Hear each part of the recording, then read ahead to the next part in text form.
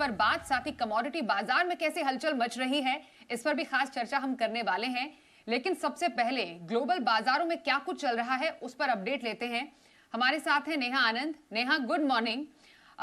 यूं तो गुरुवार को भारतीय बाजारों की छुट्टी रही, लेकिन ग्लोबली काफी कुछ हलचल रही है, खासतौर पर यूएस को लेकर। जरा बताइए क्या कुछ रहा है खास, और अमेरिकी बाजारों पर क्या अपडेट है। गुड मॉर्निंग स्वाति, आपने सही कहा, 2 दिनों में काफी सारा एक्शन हमने ग्लोबल फ्रंट पे बनते हुए देखा। इससे पहले कि मैं यूएस मार्केट्स के बारे में बताऊं, जो खबरें हैं वो आपके लिए जानना जरूरी है। सबसे पहले तो भारत के मोर्चे पर कुछ पॉजिटिव डेवलपमेंट है। भारत यूएस ट्रेड डील जल्द होने की संभावना है, ऐसा वाणिज्य सचिव राजेश अग्रवाल जी की तरफ से बयान निकल कर आया है। दोनों देश आपसी सहमति के काफी करीब है और यूरोपियन यूनियन के साथ भी 26 जनवरी तक ट्रेड डील फाइनल हो सकती है। तो ट्रेड डील के मोर्चे पर भारत के लिए कुछ पॉजिटिव डेवलपमेंट्स दिख रहे हैं। अब आते हैं ईरान के डेवलपमेंट की तरफ, क्योंकि लगातार कई दिनों से ये एक जियोपॉलिटिकल तनाव का कारण बना रहा है। लेकिन यहां पर एक पॉजिटिव डेवलपमेंट है। ईरान पर ट्रंप का जो हमला है वो टलने की उम्मीद है।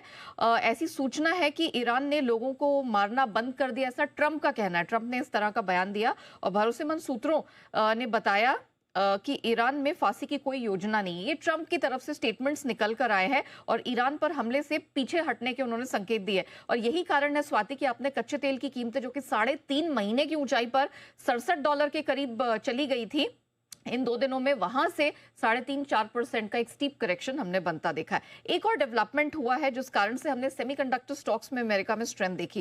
दरअसल ताइवान यूएस के बीच में एक सेमीकंडक्टर डील हुई है और यूएस में निवेश कर पाएंगी अब ताइवान की कंपनियां। $250 बिलियन के निवेश कर सकेंगी चिप और सेमीकंडक्टर कंपनी, और इसी कारण से जो टीएसएमसी है उसमें हमने एक जबरदस्त स्ट्रेंथ देखी। अमेरिका ने ताइवान पर टैरिफ भी घटाकर 15% कर दिया है।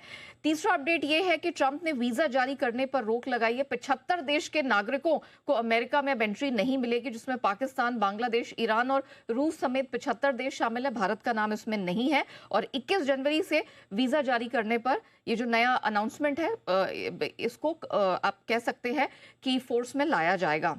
अब अमेरिकी मार्केट्स में क्या हुआ है, देखिए 2 दिनों का ट्रेड हमारे पीछे है। 2 दिनों की गिरावट पर ब्रेक जरूर लगा, लेकिन एसएनपी नैस्डैक दिन के निचले स्तर पर कल बंद होते दिखाई दिए।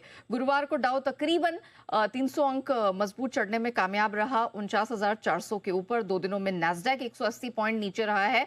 रसल 2000 की बात करें, लगातार छठी बार इस साल हमने इसमें लाइफ हाई बनता हुआ देखा है। स्ट्रेंथ जैसे मैंने कहा सेमीकंडक्टर और फाइनेंशियल शेयरों से निकल कर आई। टीएसएमसी के काफी मजबूत नंबर्स थे। ये ताइवान और अमेरिका के बीच में जो सेमीकंडक्टर डील हुई उसके बाद 4.5% ये स्टॉक चढ़ने में कामयाब रहा। इसके अलावा गोल्डमैन सैक्स, मॉर्गन स्टैनली भी 6% तक मजबूत रहे।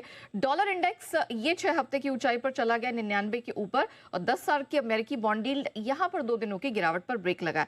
कमोडिटी मार्केट में रिकॉर्ड हाई एक्शन बना हुआ है। सोना आज भले ही दायरे में ट्रेड कर रहा हो, लेकिन नया लाइफ हाई इसने भी छू लिया है $4650 के पास।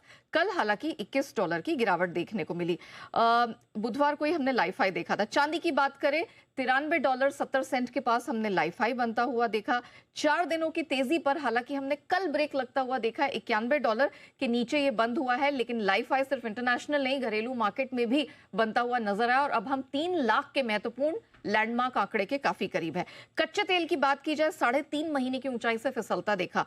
कल हमने यहां पर एक स्टीप करेक्शन बनता हुआ देखा है। ब्रेंट क्रूड जो कि हमने देखा था, हम छुट्टी पर थे, लेकिन इंटरनेशनल मार्केट में ब्रेंट क्रूड $67